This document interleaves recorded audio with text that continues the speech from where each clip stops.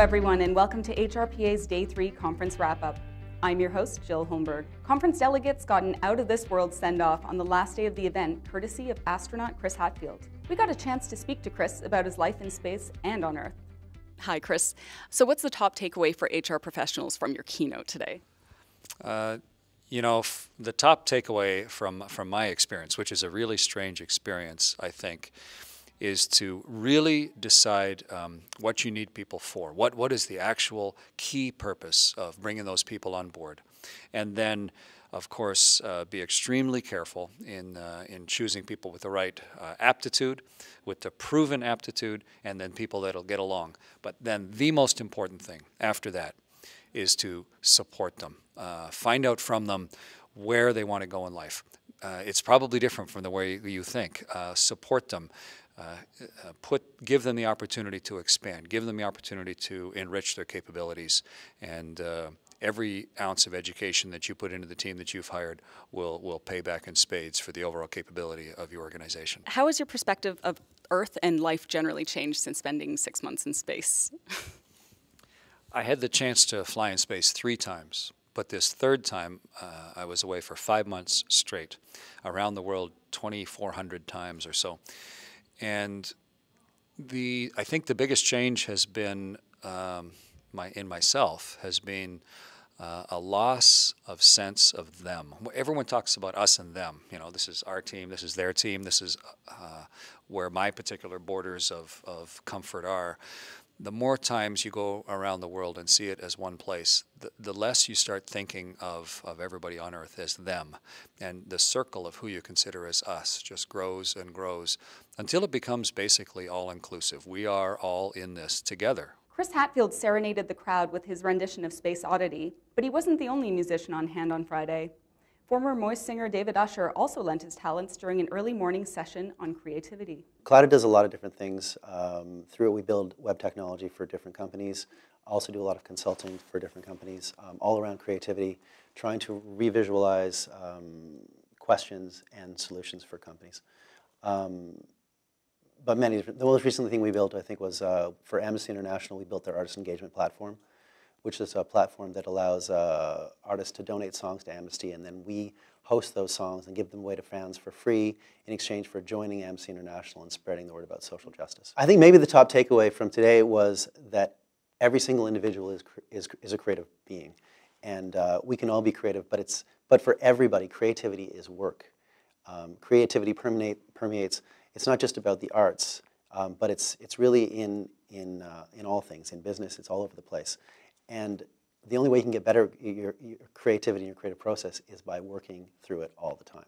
New this year, in partnership with the Ontario government, HRPA is launching a cultural competency training program to help Ontario's employers source, hire, and retain a diverse workforce. We talked to Heather or Francis about the new program. The Cultural Competency Training Program is a new program in the Professional Development Department, and its main aim is to help organizations hire and retain internationally educated professionals.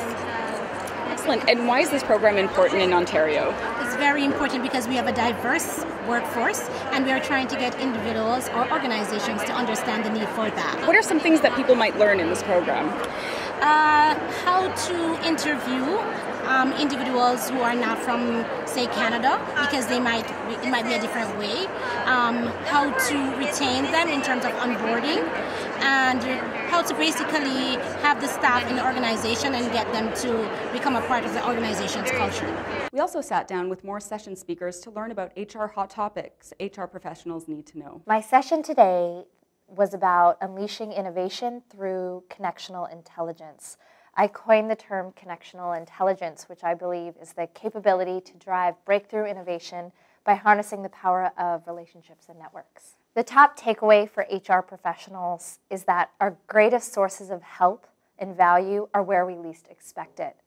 There is today the typical organizational chart, and then there's the real organizational chart where work really gets done. And I teach business leaders, specifically today, how to harness the influencers in the organization across layers to drive breakthroughs, to unleash ideas across bureaucratic lines, and actually gain leadership buy-in and quality and accuracy at the same time. My session was about accommodating gender. The title was Accommodating Sex. It can change, because we're talking about the distinction between sex and gender. You can no longer equate gender and sex. It's not good enough to accommodate someone's sex and thinking that it's the same as their identified gender, and it's not. If someone has an identity that's different than their biological sex, that will trigger a duty to accommodate under the Human Rights Code, and it's now a prohibited ground. And finally, we reached out to delegates for their thoughts and takeaways for this year's conference. Jennifer Tozer, and I'm from London, Ontario. I'm the past president of the London District HRPA chapter. And what have been the highlights for the conference so far? Definitely, I love the keynote this morning. Rasmussen, he was fabulous. Really loved his stuff. I'm waiting to get my book signed. And some of the sessions have been great too. I had Norm Sabathy, Vice President at Cadillac Fairview. His talk on Wednesday was fantastic. I'm Penny Carr-Harris, and I'm from the Kingston chapter of HRPA. And really, I've been coming to this conference for a number of years, and so probably the greatest highlight for me now is the opportunity to learn some new things and to meet some old friends and meet some new friends and talk about things happening in the profession. My name is Alex Masiopoulos. I'm from Simmons Pet Foods. We're one of the largest private label manufacturers of pet foods in North America. And one of the highlights for myself is getting in touch with some of the growing trends in the industry, which is very important to me. I'm starting out my career, so I wanted to get a good base of that. Sounds like the 2014 annual conference was another big success. From all of us at HRPA, we're really glad you enjoyed the conference. To all the delegates, sponsors, exhibitors, and volunteers, thank you for joining us, and we look forward to seeing you all again next year.